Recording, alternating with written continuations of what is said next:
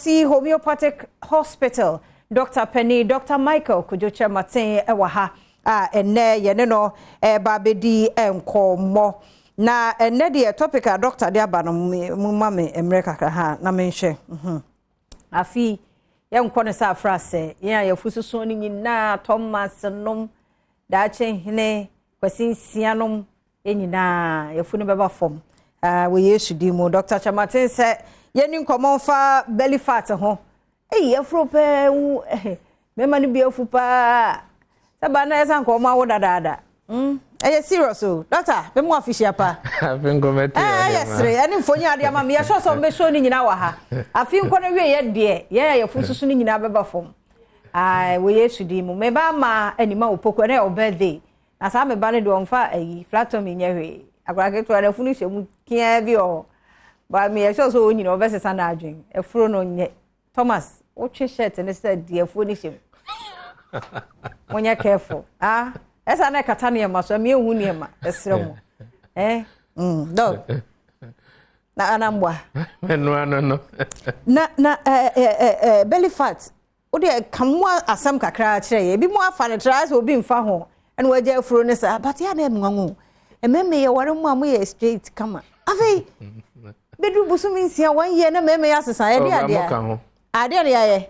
Na se mo ware ye wia na ye ware mo wia. Eduane a mode be manye ebia unse esija life no okwan ya ofa so didi basa unya ware a eno so okwan ya ofa so didi ekwan be ya nya eduane ya wa man ye eduane a time a ode be man ye eduane time eduane so a wo beta ede ni na ka ho ende me so se free ye bebre se wa udidi 7 ase onim se nya ma se so so yesterday banu ti na nso wa ba wo ba boa ye nim se ebedi san komo ebe wie obesa babiem ni enya testimonies na say fat no reduce so ankasa danger say wo belly fat mo dia yo me da say first of all me ma obi bia official pa afisi say na no say na ya fa yentuma pa efra you know say ka say belly fat srade a adoko ye nipadue ne mu aya empan yetaka yare but yenta enhwe ho but belly fat so one major sickness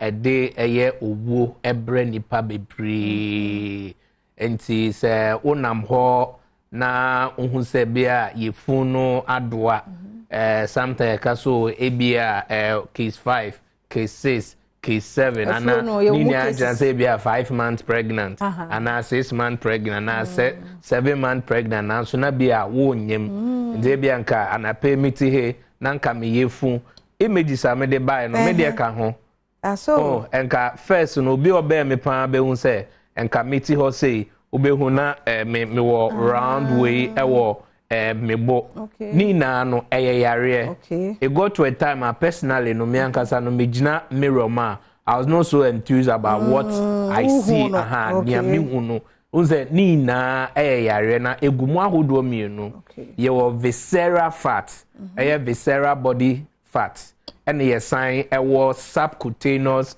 body fat na dia ye di ye ni hunu se bia na pe o hwe yen na ote ho na wo de wonsa efa ha na wonsa epeja honam wo de wonsa e de call left side so na se peja honam ana mpo ote ho na wo jira na wo de wonsa efa wa uyefu na sisi na to me peja honam eno no subcutaneous fat eno ni srade a adoko ewo nipedua no skin no ase na visceral fat no ewo honam akwawa no ho eno ni more dangerous de wo akwawa na de ma ne ehun say ye exercise obekọ gym obetru mika obeye den subcutaneous fat na ye tai hu a wutumi peja ne ade no enya ade a eno no ebekọ all our regular exercise ye jogging ye nante no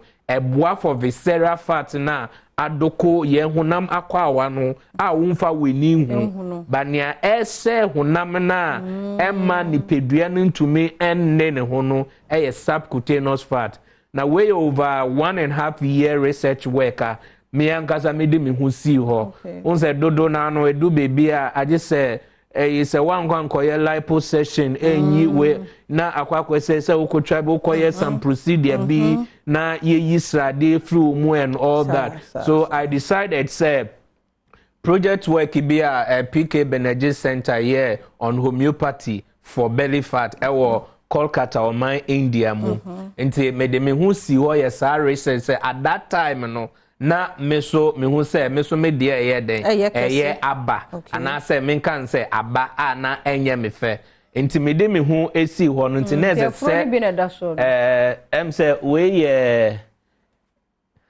I don't know me hu baby efuro no wo no we Bema na so ba and Bema okay I around and I say we normal okay enti we before no first treatment am here before no na senior yefu no aduani enti the kase no na na after so wo ho na o hwe ne after no so after 1 year treatment no so on say after the autumn say well who dompe no that is it nti ebasa na strade ni na efru hu a special formulated drugs any akwan bi a eno no say wonnom no kakra na enane saa strade na nipedua no ehia no but it takes a period of minimum bosomunsia to maximum 1.5 year depending on size no any kwanya brebo no befa so adjust o system any bibi so a wo fa ininia no utuo say na obo bibi I to say belt obo so a yenyi udware a eno a so na wo be share no obi a size ene ye de ye ewo turkey obia size to say oba say we say after the treatment you know ene ye hu bibi say but before treatment you know you know before no bansa na we before treatment no be say young lady one onyimo we nyenyin sen but nefu ena abasa yefu efom no that is it sheho kete asese na ma na nyefe kura o se emfata no but un say ye treatment ni wie no after the yefu no ekoshe mu no ama ne ye kan ni shape no so abakama that no so break as it is now un say why shapeless excuse me to say but ube wie no on the way as say and shape no abant as mo amope hip no ne mo amope say mo shape no obi a ne to ne size ni na akoshe ni yem akoshe ni yem okay inti maye hu say eye fashion minim eye abrante be akaso say dog share now a car mabo ye fun woni investment amaye tend to one end of the nsa for fast or say investment or say investment in kwa ba mesremo e kate wo lifespan no very short yare ahodo mojambro so edeba esan de akoma yare so edeba esan de mbubu yare as in stroke esan edeba esan ede you can say heart attack edeba ete won kwaso eyade the more wo nyin no na e reduce wo lifespan the more wo nyin no na reduce wo lifespan to the stand there edube so obi enya bia liver fat bo na bia srade adoko moja ne mu ni na no ese ni pedua no e de cancers kokram ahodo e na de bre ni pedua no it is wako hospital ya se bia woni we woni yare woni waye na wanso woni pedua no to no na se wo belly fat ahun se wo sen obi a ya diagnose no kra se or this particular yare emfata ni pedua no wo apomudin akwan so okay enti na se de waka dia besi se se yin ya fusunom ni ade na ya ba C4C Homeopathic Hospital mo wo ekwan foforo ya formulate enta make say me ankasa me de me hu esi ho few research in Rona Hodonti, Nrahodwa, ya formulate ya deboa in all our branches. Oba, Ashanti region, Pomenu, Kase, ya was specialist, Sophie, all the way India.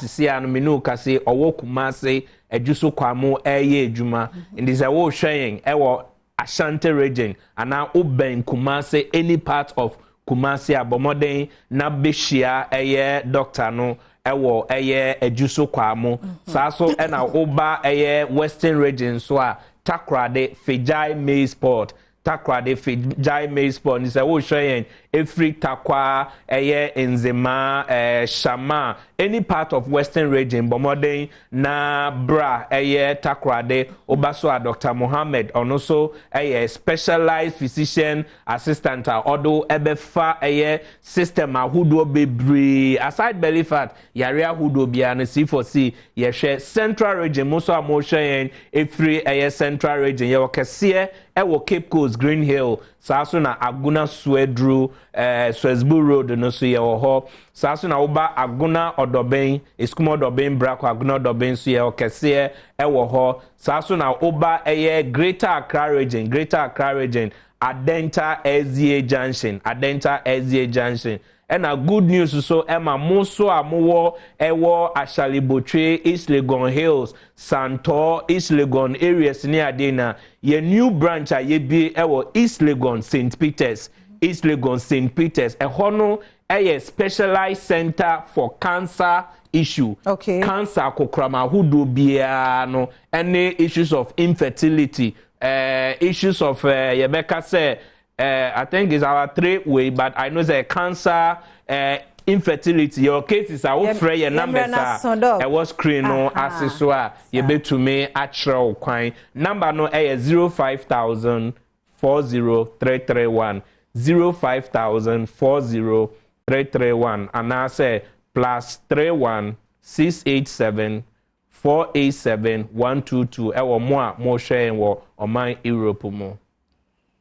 Dr. Michael Kujochematin, C4C Homeopathic Hospital, and you know a D and Comono, Mr. Young Coho, Titu, Latching, dog we are fetchoniciano. Now, would all your younger crab, but they were rate of a funnel chrono. A betty and in West Home, one in a hole. Dog, yeah, that's a pa.